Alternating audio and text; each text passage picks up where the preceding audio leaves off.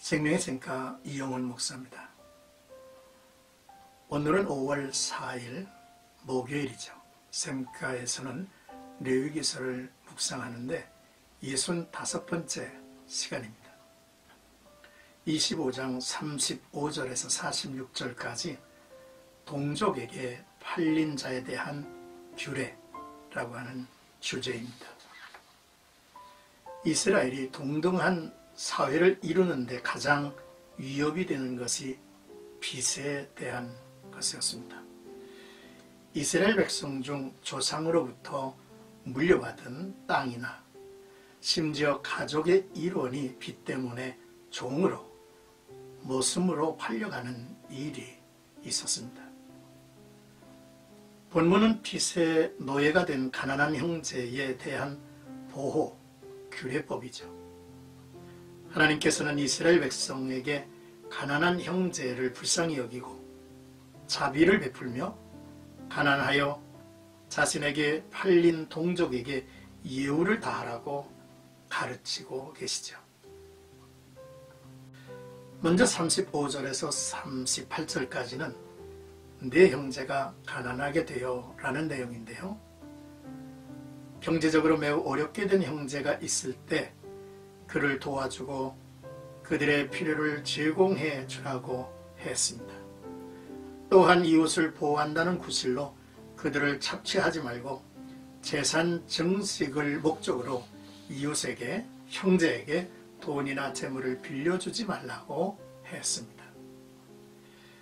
하나님은 어려운 이웃을 돕도록 명령했지만 어떤 명분으로든지 그들을 이용하여 재산 증식이나 부의 축적만을 추구하지 말라고 하신 것이죠. 이 말씀은 모세의 명령이나 권면이 아니라 하나님의 심을 분명히 밝히고 있습니다. 이와 같이 명령하신 하나님은 자신을 과거에 부유한 자든지 가난한 자든지 애굽 땅에서 인도하여 낸 하나님이며 현재도 너희의 그들의 하나님이고 미래에도 가난한 땅을 너에게 주려는 하나님이라고 말씀을 하신 거죠. 이스라엘 백성은 부유한 자만이 아니라 가난한 자들도 하나님이 애굽에서 인도해 내신 바 되었으니 마땅히 자기 동족에게 자비를 베풀어야 할 책임이 있는 것입니다. 이제 39절에서 46절까지 가난하게 되어 내게 몸이 팔리거든 이라는 내용입니다. 혹시 동족인 형제가 가난하게 되어 팔려온 경우에 그를 종으로 부리지 말고 품꾼이나 동거인과 같이 대하고 자유하게 될 희년까지 섬기게 하라고 했습니다. 그리고 그들은 희년에 자녀들까지 모두 그들의 가족에게 돌아가게 하라고 했습니다. 희년에는 종으로 팔려온 당사자는 물론 그 가족까지 모두 자유를 얻기 때문이죠. 하나님은 이스라엘 백성들에게 동족, 형제를 이방인의 종으로 팔지 말라고 했습니다. 또한 하나님을 경외함으로 종이 된 자를 학대하거나 혹사하지 말라고 했습니다. 이는 하나님께서 이스라엘 백성들이 가나안에 들어가 살 때 가난하여 자신이나 자녀가 팔리는 일이 생길 것을 미리 하시고 말씀을 하신 거죠. 하나님은 이스라엘 백성들이 종이 필요한 경우에 가나안 땅에 있는 이방인 중에서 사라고 했죠. 이방인 출신의 종들은 후손에게까지 상속할 수 있다고 했습니다. 이방인 출신의 종은 하나님의 언약 아래 있지 아니하므로 희년이 되어도 해방되지 않으므로 영원한 종으로 삼을 수 있지만 이스라엘 자손은 누구든 하나님의 언약과 은혜 아래 있으므로 엄하게 부리지 말라고 권면을 하신 것이죠.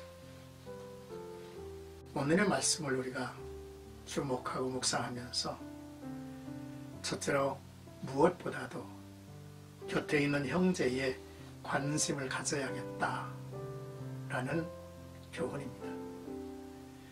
타인에게는 무척 잘하면서 형제와는 야박한 사람들이 있습니다.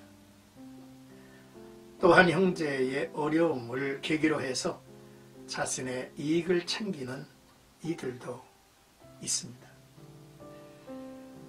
그가 일해서 빚을 다 갚도록 거류민이나 동거인처럼 생활하게 하고 돈이나 양식을 꿔주더라도 이자를 챙기지 말라고 주님은 말씀하시죠. 둘째, 빚을 진 형제가 몸을 팔아 종으로 보슴으로 일을 하게 되거든 종같이 부리지 말고 품꾼이나 동거인과 같이 섬기게 하고 빚을 갚을 수 있게 되면 언제든 자기의 기업으로 돌아가게 하고 그것을 이루지 못한 자는 희년에 자기의 기업으로 모두 돌아가게 하라 말씀을 하셨습니다. 형제가 어려움을 극복하고 제자리로 서도록 돕는 마음을 가져야 한다. 돕는 마음이 있어야 한다 라고 말씀을 하신 것입니다. 이러한 은혜가 우리의 현장에 있기를 주님의 이름으로 축복합니다.